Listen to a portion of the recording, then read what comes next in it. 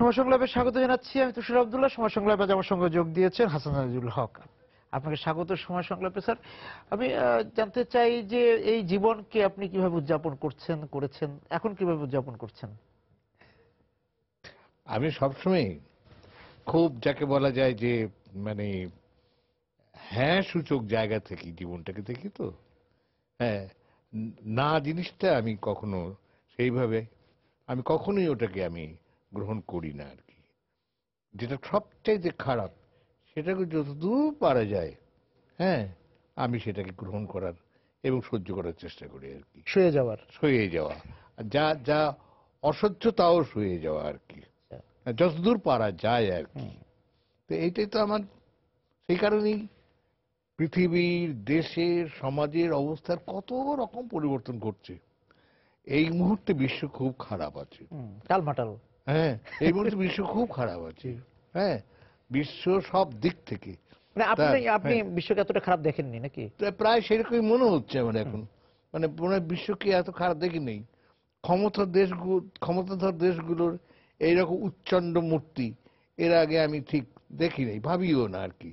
আর আমাদের মতো ক্ষুদ্র দেশগুলি, হ্যাঁ, যতই আমরা মনে করি না কেন যে প্রত্যেকটা মানুষকে আমরা স্বাধীন করব, সেই অর্থে আমরা দেশের ভিতরে আমরা স্বাধীন বলি বটে, কিন্তু গোটা দেশই হিসেবে যদি নেওয়া যায় তাহলে আর স্বাধীনতার কথাটা কেমন করে ওঠে আর কি।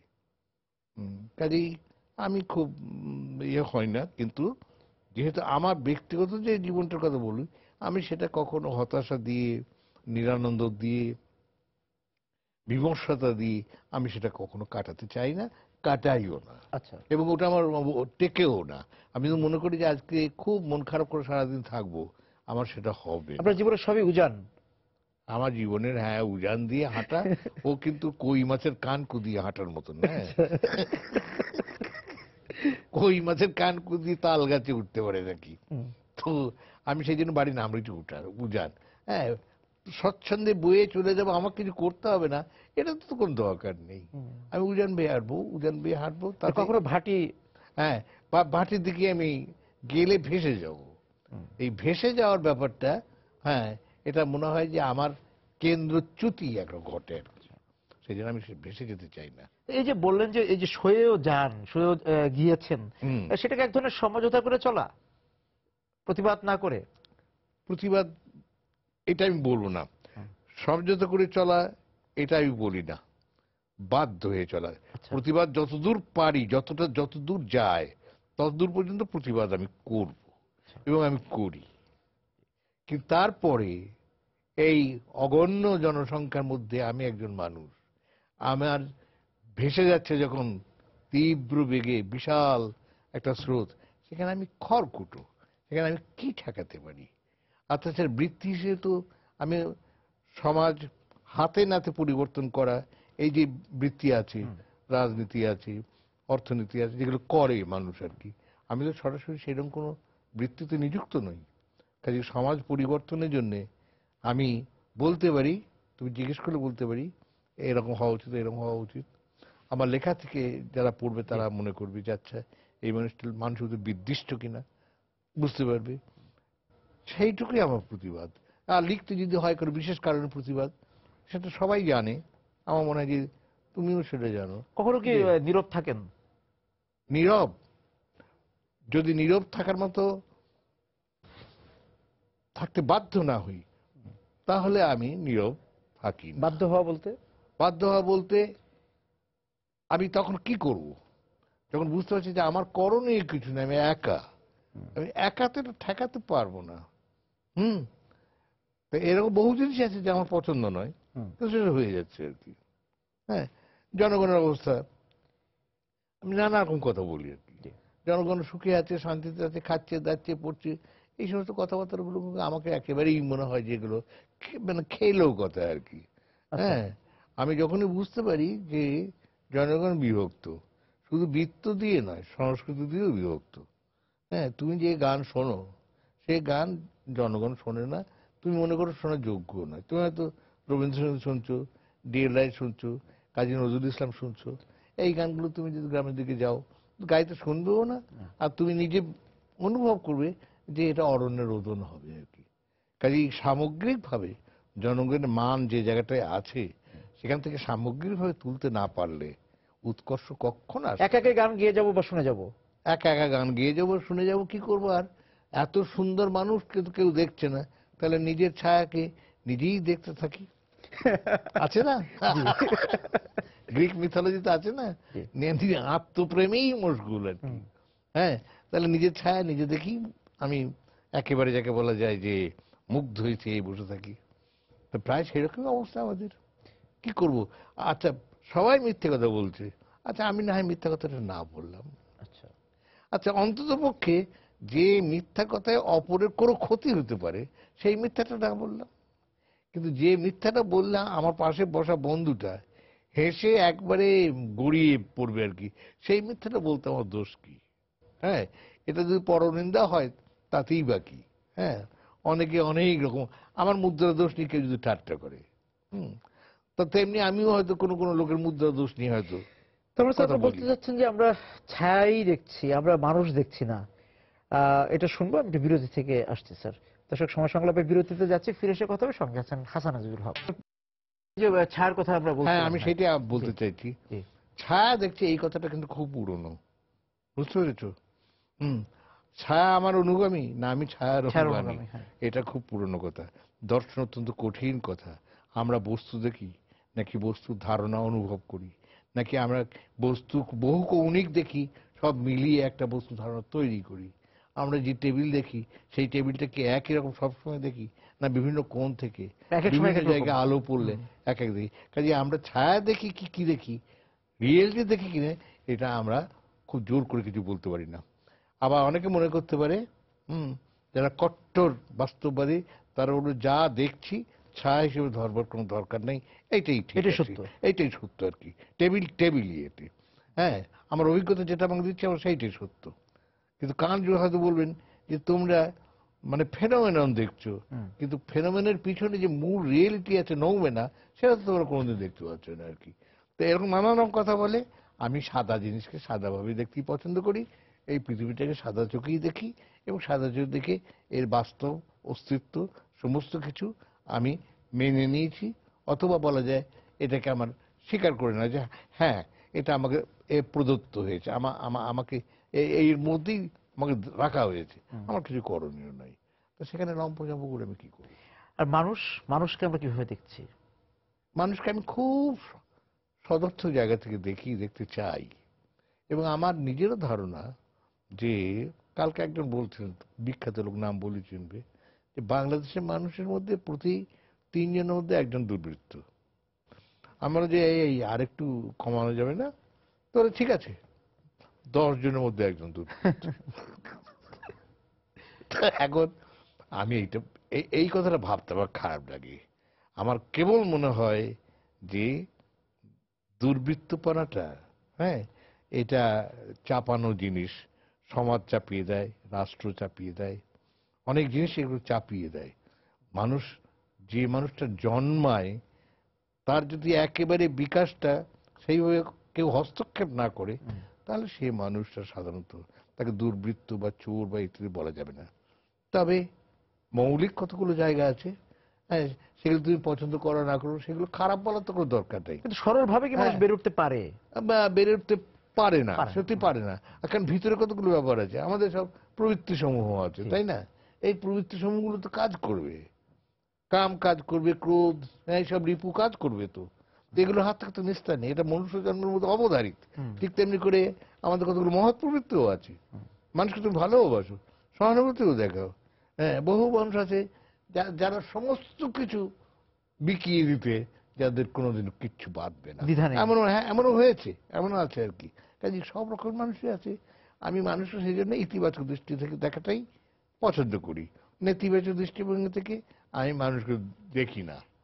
আমি ঠাট্টাই বেশি করি মানুষের নিয়ে, দুর্বলতা নিয়ে বা হিংসুটেপনা নিয়ে, কিংবা ক্ষুদ্রতা মানে বা যে রিপুগুলো কৃপণতা, নিয়ে। হ্যাঁ, কৃপণতা নিয়ে। জি। হ্যাঁ, আমি মানুষকে একটু ঠাট্টাই করি আর কি। এবং ঠাট্টা করেই কাটিয়ে দিচ্ছেন। ঠাট্টা করে কাটিয়ে দিচ্ছি এটা বলা যাবে না, কারণ যে জীবনটা আমি যাপন করি হ্যাঁ। সেই জীবনটাকে আমি এই ঠাট্টার ভিতর দিয়ে নষ্ট করার কোনো ব্যাপার আচ্ছা, সেটা সেখানে আপনি মানে স্থান না, দিচ্ছেন না। কখনো না, আমি ছাড় দেই না। সেই জীবনটা খুবই আহ, আমি গুরু- নিজে মনে করি যে আহ, আমি বিশুদ্ধ জীবন কাটাচ্ছি, এই এই এই এই- এই এটা আমি উম, কি বলা যায় যে আমি বলবো না, এই দাবিটা করবেন না, হ্যাঁ। এই দাবিটা আমি করবো না আর কি। হ্যাঁ, নানান রকম ভেজাল নিয়ে আমাকেও চলতে হচ্ছে, আমি নানান ভাবে উৎপীড়িত এবং উত্তপ্ত, এটা ঠিকই আর কি, একেবারে যে মুক্ততা বলা যাবে না আর কি। তবে আমি অনেক জিনিস খুব, যাকে বলে যে ছোট করে নিয়ে আসা, মিনিমাইজ করা, করতে পারা, তা আমি অনেকগুলোকে মিনিমাইজ করে ফেলেছি আর কি। কিছু জিনিস কিন্তু মিনিমাইজ করেনি, সেগুলো মানুষ সময় তো উচ্চারণ করা যাবে না যে এই এই জিনিসগুলোতে আমি অস্বীকার করতে পারি না। তবে চেষ্টা করেছি, আমরা আত্মজীবনী টিবনী লিখছি তো, চতুর্থখন ওটা বেরিয়েছে আর কি। তাতে এমন কিছু কথাবার্তা আছে তো সাধারণ লোকে আমাকে একদম বলে যে আর তো কেউ লিখবে না, আর ভাই আমি লিখবো, লিখে লিখে ফেলেছি, আমি লিখবো আর কি। এবং এই যে মানুষকে এখনো পাঠ করে না, নিশ্চয়ই এখনো পাঠ করে যাচ্ছেন, তা মানুষের এই যে মানুষ একটি মানচিত্র বলি, মানুষ একটি পাতা বলি, হ্যাঁ, সেইখানে পরিবর্তন কিরকম আপনি দেখতে পেলেন? এটা নির্ভর করছে গো, মানুষ যে সমাজটা তৈরি করেছে এবং যে সমাজটায় বসবাস করছে আর কি, সেই সমাজটার গঠন, সেই সমাজটার গতি, তার উপরে নির্ভর করছে মানুষ কেমন থাকবে না থাকবে, মানুষের স্বভাবের কতটা পরিবর্তন হবে, কতটা পরিবর্তন হবে না। যদি এই দেশে কৃতদাস প্রথা থাকতো, হুম, চিন্তা করো, তাহলে এক শ্রেণীর মানুষকে আমরা কি চোখে দেখতাম, এবং তাদের উপরে যারা ভালো মানুষ, তারাও কিন্তু যে কোনো রকমের অত্যাচার করতে, কোন রকম কার্পণ্য করতো না। আমাদের বাড়িতে যে 8টা মোষ ছিল আর কি, সেই মোষটার কার কি কষ্ট, এবং গাড়ি অতটা ওজন তার নিতে পারার কথা না, নিচ্ছে কিনা এটা সাধারণত বিবেচনা করা হতো না।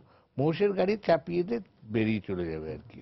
আমরা সেই জন্য অনেক কিছুই এরকম ভাবে একদম মেনে নিয়েছি যে যা হয় হোক গে, এটা করতে দাও। তাহলে এই জন্যই তুমি বলছো সমঝোতা, আমি এটা সমঝোতা বলি না, এটা হলো বলি বাস্তব পৃথিবীতে এইটাই মানুষের জীবনের বাস্তবতা। আপনি দুর্বৃত্ত শব্দটা বলেছেন, আমি একটু বিরতিতে যাব, ফিরে এসে জানতে চাই যে এই অঞ্চলের মানুষের মধ্যে তো বৃত্তটা আসছে, হ্যাঁ, এই যে বৃত্ত আসার পর এখানকার মানুষ কতটা শুদ্ধ থাকলো আর কতটা অশুদ্ধ হলো, এটা বলবেন স্যার? আমি একটু বিরতি থেকে আসি। দর্শক, সময় সংগ্রামে বিরতিতে যাচ্ছি, আবারও ফিরে এসে কথা হবে, সঙ্গে আছেন হাসান আজিউল হক। ফিরে এলাম সময় সংগ্রামে। স্যার, বলছিলাম যে আমাদের তো সমাজে, রাষ্ট্রে বৃত্ত আসছে, যে বৃত্তটা হয়তো আপনি আপনার জীবনের শুরুর দিকে সেভাবে দেখেননি। আহ, এই বৃত্ত আমাদেরকে কি অশুদ্ধ করছে কতটা? শুদ্ধ অশুদ্ধ তো প্রশ্ন হচ্ছে মানুষ কতটা নমনীয় এবং আচ্ছা। কিভাবে তার বদল ঘটে আর কি, হুম। কি কি জিনিসে তার বদল ঘটায় আর কি। বৃত্ত তো সেই রকমই একটা জিনিস, বাইরের একটা জিনিস, জি। ভিতরে জিনিস হচ্ছে বয়স। যেমন আজকে আমি লাঠি হাতে এখানে এসেছি, এর আগে তোমার এখানে এসেছি যখন তোমার লাঠি হাতে আবার ছিল না। হ্যাঁ, তার মানে এটা আমার বয়োবৃদ্ধি ঘটেছে এই পর্যন্ত। হ্যাঁ, শেষ তো আছি। তো তেমনি আমাদের এখানে মানুষের মধ্যে যত বৃত্ত এসেছে, তার সেই সব বৃত্ত সংগ্রহ করার যে ইতিহাস এবং যে শ্রেণীরা করেছে, তাদের সম্বন্ধে খুব প্রশংসা করা যায় না। হুম, তার কারণ কি? তার কারণ হচ্ছে যে এই দেশটা এমনিতেই, হ্যাঁ, ব্রিটিশ উপনিবেশ, তারপরে পাকিস্তানের উপনিবেশ, তারপরে বাংলাদেশ। তো সেখানে যদি সেই সমস্ত উপনিবেশই ধরন ধারণগুলো এখনো থেকে যায়, যদি এখনো দেখা যায় যে দেশের সম্পদ মোটামুটি সুষমভাবে বন্টিত নয়, হ্যাঁ, দেশের জমি, দেশের নানান রকমের জিনিস আছে যেগুলো দেশ নিজেই, রাষ্ট্র নিজেরই, তা রাষ্ট্র সেগুলো কাকে ভোগ করতে দেয়, এগুলো হিসেব করে তখন আমার মনে খুব ক্ষোভ জন্মায়। যে কোনো ইকোনমিস্টও ঠিক এই কথাটাই বলেন আর কি। আমাদের স্বাভাবিক একটা হচ্ছে, তত্ত্ব হচ্ছে যে তুমি যেখানে তোমার শ্রম মিশিয়েছো, তোমার শ্রম মিশ্রিত জিনিসটার মালিকানা তোমার শ্রমের অনুপাতে আছে আর কি। তা আমাদের তো ঠিক উল্টোটা আর কি। হ্যাঁ, আমি যে শ্রমটা দিই, মানে যে যে শ্রমটা একজন কৃষককে, তার কাছ থেকে যে শ্রমটা নিয়ে আমি একদিনের জন্য, সে একটা দিন থাকলে সে পরের দিনটা আমাকে আবার শ্রম দিতে পারবে, কিন্তু মার্জিনটা কিন্তু খুব কমে যাবে আর কি। আমি তার শ্রম থেকে পাবো অনেকটাই বেশি। এই তত্ত্বটা মার্কসিস্ট তত্ত্ব বলে বটে, কিন্তু আমার মনে হয় যে এর খুব বাস্তব তত্ত্ব আর কিছু নেই। তুমি যদি এমন শোষণ করো যে তারপর দিন না খেয়েছে তোমার কাজ করতেই পারলো না, তাহলে তো তুমি তা করবে না। না। তোমার নিজের স্বার্থে তার পেট ভরে রাখবে, তুমি তাকে তার নিজের স্বার্থে রাখবে।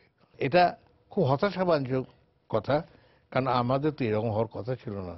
স্বাধীনতার মাধ্যমে দেশটা পেয়েছি, আমাদের এমনকি একটা ভালো সংবিধানও পাওয়া গিয়েছিল। সংবিধানে অনেক জিনিস ছিল, কিন্তু ছিল আর কি, হ্যাঁ, কিছু কিছু জিনিস ইচ্ছা করি বাদ দিয়েছি যেগুলো খুব অস্বস্তিকর, তাই না? যেমন সমাজতন্ত্র একসময় ছিল, এখন আর সামাজিক ন্যায়পরতা চলে এসছে। হ্যাঁ, সমাজতন্ত্রের বাবার কি কট্টর জিনিস, সবকিছু সবাই কেড়ে নিয়ে চলে যাবে। হুম। তা এখন যদি সেই রকম অবস্থা হয় তাহলে তো মুশকিল, তাই না? রেলের কামরার মতন আর কি, যে রেলের কামরায় চমৎকার একটা আয়না আছে, তলায় লেগেছে ইহা আপনার দেশের সম্পত্তি, ইহা রক্ষণাবেক্ষণের দায়িত্ব আপনার। তুমি তখন একটা স্ক্রু নিয়ে এসে প্যাঁচটা খুললে, খুলে বললে ইহা যেহেতু দেশের সম্পত্তি, আমি আমার অংশ নিয়ে চলে গেলাম। এইভাবে যদি তুমি দেশটাকে দেখো, তাহলে দীর্ঘত পরে সব ফাঁকা হয়ে যাবে। সেই জন্য বলছি, চোষার মতো কিছু না থাকলে আর আমের আটি চুষে কি হবে, তখন আটিটা লোকে ফেলে দেয় আর কি। আমাদের এখানে ঠিক ওই ওই বৃত্ত তৈরি হয়েছে। যতক্ষণ কিভাবে রেখে দিয়েছে, হ্যাঁ, এটা কিন্তু কন্টিনিউ করে আর কি। এটা যে যতই বলুক না কেন, মৌলিক জায়গায় এরকম হয়ে গেছে অনেকটা। তবে হয়তো প্রকোপ কমেছে, হয়তো আগেকার মতো বৃত্ত অত সহজে আর তৈরি হয় না। হয়তো এখন বৃত্ত তৈরি করতে গেলে ডাকাতি, লুণ্ঠন থেকে শুরু করে, মানে প্রকারান্তরে আর কি, ডাকাতি, লুণ্ঠন থেকে শুরু করে সবকিছু করতে হয় এখন আর কি। হ্যাঁ, সেটা হয়তো অনেকটা কমে গেছে, সেটা আর ওই রকম ভাবে নেই। সাধারণ মানুষ তাদের যেভাবেই হোক না কেন, বাংলাদেশের মতো একটা দেশ অত্যন্ত উর্বর, সেজন্য সাধারণ মানুষ হয়তো পেট পুড়ে না হলো খাচ্ছে। আমি আমি এটা বললি যে এটা কি খুব ভালো কথা, পেট পুড়ে না হলো খাচ্ছে কেন? তুমি পেট পুড়েও খাচ্ছ, আরো অনেক কিছুও পাচ্ছ। বাড়তিও বাড়তিও। হ্যাঁ, তাহলে সেটা তার প্রাপ্য নয় কেন? তার শিক্ষা প্রাপ্য নয় কেন? হ্যাঁ, তার উচ্চশ্রেণীতে অবস্থানটা তার হয় না কেন? তো এই ভাগগুলো তো করে রেখে এবং দিয়েছে। সবাই তো উপরে উঠতে চাচ্ছে। সবাই উঠতে চাচ্ছে। যাকে নিচে ফেলার চেষ্টা করছো, সে তোমাকে পিছন থেকেই টানছে, নাকি পশ্চাতে রেখেছো জানি, সে আর তোমাকে মাঝে যে আছে পশ্চাতে টানিছে। আর যে জন আছে মাঝখানে, তার মধ্যবিত্ত, অবস্থাটা কি হবে? ন যোজন তস্থ, এরকমও না, ওরকমও না, জুড়ে রয়েছে মাঝখানে, স্বর্গেও নাই, মর্তেও নাই, মাঝখানে রয়েছে আর কি। তা সেরকম অবস্থা তো মানুষের আছে, সেরকম অবস্থা আছে। আমাদের মধ্যবিত্ত নাটক ওইরকম, উপরের দিকে তাকাই, পাই না আর কি। শেষ পর্যন্ত বলতে হয় যে ধুর, আঙুরটা টক। আর নিচের দিকে তাকালে নিচের দিকে তাকালে তাকাতে সান্ত্বনা, চাই না। মনে মনে তো ঠিক আছে, ও যেখানে যেখানেই থাকবে আর কি। আমি দোতলায় ছিলাম, আমি তিনতলায় উঠেছি। দোতলার লোকদের নিয়ে আমার আর ভাবনা নাই, একতলার লোকদের ভাবনা নাই, চারতলার লোকের উপরে আমি কি করে যাবো সেইটা দেখবো। এই মানুষ, পৃথিবী, দেশ, দেশের গন্তব্য, এই যে আপনি কিভাবে দেখে যেতে চান? এই যে আপনি বললেন যে এই মুহূর্তে পৃথিবীটা টালমাটাল, এরকম পৃথিবী হয়তো আপনি স্মরণ করতে পারছেন না পৃথিবী এরকম কবে ছিল। তো পৃথিবীটাকে, এই মাতৃভূমি, এই জমিনকে আপনি কিভাবে দেখে চান, সেটা শুনবো স্যার বিরতি থেকে এসে। দর্শক, সময় সংলাপে বিরতিতে যাচ্ছি, ফিরে এসে কথা হবে। সঙ্গে আছেন হাসান আজিউল হক। ফিরে এলাম সময় সংলাপে। স্যার, দেখে যেতে চান বলেছিলাম, কিভাবে দেখে যেতে চান তার চেয়ে হচ্ছে রেখে যেতে চান কিভাবে, সেটাই বড় কথা। রেখে যেতে চাই কিভাবে, সেইটাই কথা। হ্যাঁ, যে অবস্থায় রেখে যেতে চাই, এটা ঠিক যে, হ্যাঁ, ওই ওই ওই সুকান্তের কবিতার মতোই আর কি, যতক্ষণ দেহে আছে প্রাণ, তাই না? যতক্ষণ দেহে আছে প্রাণ, ততক্ষণ পর্যন্ত ওই যে নবজাতককে আমি করবো আর কি। আমার মনোভাবটা সেই রকমই, যতক্ষণ দেহে আছে প্রাণ, আমি সম্পূর্ণভাবে হতাশ হব না। মনুষ্য জাতির জন্য হতাশা বসে আছে চুপ করে, খপ করে ধরার জন্য, আমি এটা বিশ্বাস করতে চাই না। মানুষের ভবিষ্যৎ সম্বন্ধেও ঠিক তাই, বাংলাদেশ সম্বন্ধেও তাই। হ্যাঁ, যে মানুষের জয় হয়, মানুষের জয় হবে। যারা পরাজিত, হ্যাঁ, তারা হয়তো নিহতও হতে পারে, কিন্তু the old man and the sea মতো, বুঝলে, মাছটার আর কিচ্ছু নেই, শুধুমাত্র তার কঙ্কালগুলো আছে। তাও সেই কঙ্কালগুলো তো সে নিয়ে রাত্রিবেলায় সিংহের স্বপ্ন দেখছে, তাই না? এটা কিন্তু একটা খুব অদ্ভুত ব্যাপার, যে মানুষ, hmm, can be defeated but not destroyed. ধ্বংস হবে না, তাকে পরাজিত করা যাবে, ধ্বংস করা কিন্তু যাবে তাকে না। ধ্বংস করা যাবে না। মানুষের এবং আমরা এই গোটা সমগ্র মানব জাতি সম্পর্কে, বাংলাদেশ সম্পর্ক তাই। এবং বাংলাদেশ সম্বন্ধে উজ্জ্বল ভবিষ্যতের কথা আমি ভাবি। বাংলাদেশে যা আছে সত্যিই তো এমন দেশটি কোথাও খুঁজে পাবে না। না। এত সুন্দর দেশ, হ্যাঁ, এটা এবং বাড়িয়ে যত বলা না, রকমের হ্যাঁ। বৈচিত্র্য। হুম, শুকনো এলাকা চাও, আমাদের আর এলাকায় যাও, হুম। রোদ চাও, গরম চাও, চাও ওখানে গিয়ে দেখো। তোমাদের পূর্ব বাংলায় যাও, তাই না, কুমিল্লা যাও, তুমি বরিশালে যাও, কি স্নিগ্ধ, কি স্নিগ্ধতা। উত্তরবঙ্গে যাও, হ্যাঁ, কত শুকনো, তবু কিরকম করে শস্য ভান্ডার উত্তরবঙ্গে সব তৈরি হয়ে আছে। সেই জন্য এই দেশটার মতো এরকম, মানে এটা বলা যেতে পারে যে বাংলাদেশই বাংলাদেশের মানুষকে বাঁচিয়ে রেখে দিয়েছে আর কি। একে আর খুব প্রকৃতি। শাসন টাসন খুব বেশি কিছু করতে হয়নি আর কি। বাংলাদেশ মানুষ এমন একটা দেশ যার যে চিরকালই কখনো তার কিন্তু অন্ন কখনো প্রকৃতি বন্ধ আমাদেরকে যে হয়নি। স্নেহ রেখেছে, আমরা যে একেবারে। প্রকৃতিকে তো আমরা না, সেইভাবে না, ভালোবাসতে পারলাম লালন না, করি নাই। ভালোবাসা থেকে বড় কথা হচ্ছে লালন যে করি নাই। রাখতে হবে তো সেটাকে, হুম। ধ্বংস করে ফেলবো কি করে? কারণ তুমি ধ্বংস নিজেকেই করছো। এইটা ভুললে চলবে না যে মানুষ নিজে প্রকৃতির অংশ, অংশ। কিন্তু প্রকৃতি থেকে বিচ্ছিন্ন নয়। না, প্রকৃতির অংশ হয়েই তাকে প্রকৃতির বিরুদ্ধে লড়তে হয়। বাড়ি ঘর করতে হয় যাতে আগুন না লাগে, ঝড়ে ভেঙে না পড়ে। না, প্রকৃতিতে প্রকৃতির সৃষ্টি, বিরুদ্ধে, প্রকৃতিতে বিলীন তো মানুষ। হ্যাঁ, মানুষের বিলীন হওয়া তো প্রকৃতির সঙ্গেই, সৃষ্টি এবং বিলীন সেই হওয়া। হ্যাঁ। সেই ক্ষেত্রতেই হুম, সে তো বটেই, প্রকৃতির মধ্যেই। হুম। হ্যাঁ, তারপরে এখন তুমি অনেক কথা ভাবতে পারো, পরলোক নিয়ে, এ নিয়ে অনেক কথাই ভাবতে পারা যায়, ভাবেও লোকেরা আর কি। আপনি ভাবেন? কেউ সান্ত্বনা নিয়ে, কেউ সান্ত্বনা পাবে বলে ভাবে। আপনি কি ভাবেন? আমি তো বলবো না। তা এই যে তাহলে এই যে রেখে যাওয়াটা, হ্যাঁ, এই যে আপনি যে পদ্মাকে যেভাবে দেখেছিলেন, সেই পদ্মাকে তো সেভাবে আপনি রেখে যেতে পারছেন না। দেখছি তো তাই, হুম, ক্রমেই, হ্যাঁ, ওই যে সুন্দরভাবে লিখেছে না, আলো ক্রমে কমিয়ে আসিতেছে। হুম। আমারও তাই মনে হচ্ছে, আলো ক্রমে কমিয়ে আসিতেছে। কিন্তু কেবল মনে হয় যে পুরো এই গহ্বরটা পার হয়ে, হ্যাঁ, পুরো টানেলটা পেরিয়ে গিয়ে নেমেই আমি দেখতে পাবো আলো। এটা আমি আশা করতে থাকি, বুঝলে। আমি এইভাবেই দেখি হুম। মানুষের দিকে তাকিয়ে। আমার খুব খারাপ লাগে যখন বইমেলা থেকে বেরোচ্ছি, একটির পর একটি, খুব, কেউ এসে বলতেন আমার বাচ্চার মাথায় একটু হাত রাখুন, হ্যাঁ, এই কিন্তু আপনার বই পড়েছে। আমি, তোমার নাম কি? বলে আমার নাম অলিন। আচ্ছা, তোমার অলিন, তুমি কি করবে? তাহলে আমি বই লিখেছি, আবার বই লিখবো আর কি। আচ্ছা, এই শিশুগুলোকে দেখলে তখন আর কেউ নিরাশাবাদী হতে পারে, নিষ্ঠুরতা সমর্থন করতে পারে? না। তখন তো বলতেই হয়, জীবনের জয়। হ্যাঁ, যে জয় হবেই, চিরকাল হয়ে এসছে, তা হবেই। ওই ওই ওই ওই ফুল ফুটুক বা না ফুটুক, বসন্ত এসেছে ঠিকই আর কি। তা বসন্ত, হ্যাঁ, মরি হায় চলে যায়, বসন্তের দিন চলে যায়, কিন্তু সেখানে বলা হয় আবার ফিরবে বসন্ত, না? মাঝখানে শীত তো আসতেই পারে। মাঝখানে শীতটা আসতেই পারে। এইরকমই আর কি। এবং এই জায়গা থেকে আপনি যে বলেন যে বসন্ত আসবেই, বসন্ত এসে যায়, কিন্তু এই যে অনেক সময় হয় না যে বসন্ত আসলো, আমাকে কড়া নাড়লো, কিন্তু আমি সারা দিচ্ছি না। তা তো হয়ই। হুম, সেইখানে তো মানুষের মানুষের প্রভেদ। হুম, মানুষের যত রকম বৃত্তি আছে, সব বৃত্তির সমান স্ফূর্তি সকলের মধ্যে হয় না। এমনকি একজনের মধ্যেও সব বৃত্তির সমান স্ফূর্তি হয় না। হয়তো যে অত্যন্ত হাসতে পারে, সে হয়তো অসম্ভব ভয় কাতুরে লোক, তাই না? আমার এক বন্ধু ছিলেন, দিন রাত্রির বেলায়, হ্যাঁ, রাত্রিবেলায় আলো জ্বালিয়ে ঘুমাতেন। কেন না, তিনি ভূতের ভয় করেন। তাহলে আলো নিবে কেন? ওটা অন্ধকারের মধ্যে আমি কিছু দেখতে পাবো না, আলো জ্বালানো থাকলে ভূত তো দিলে অন্তত চোখটা খুলবো, ভূতকে দেখতে দেখবো পাবে। আর কি। হ্যাঁ, আমার ছোটবেলা থেকে এই এই জাতীয় ভয়ের কোনো, একবার দুবার হয়েছে, এটা অস্বীকার করে লাভ নেই।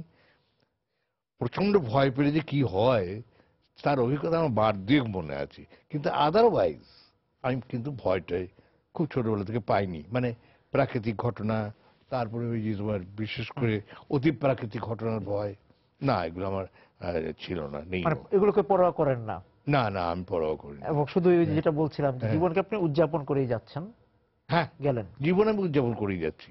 এখন যদি গ্রামে যাই না, ভোরবেলা কেউ ওঠার আগেই আমরা তো দ্রুত পায়ে একদম 1 মাইল দূরে ধানের মাঠের মধ্যে দিয়ে একা ঘুরে চলে আসি। কেন? কোনো কাজ নেই, এমনি জীবনকে উপভোগ করার জন্য। উপভোগ করি। আপনাকে অনেক ধন্যবাদ আমাদের সঙ্গে যোগ দেওয়ার জন্য। দর্শক যারা ছিলেন আজকে সময় সংলাপে, আপনাদেরকে ধন্যবাদ জানিয়ে শেষ করছি আজকের সময় সংলাপ। দেখা হবে আগামী দিন। সময় সুন্দর থাকুন।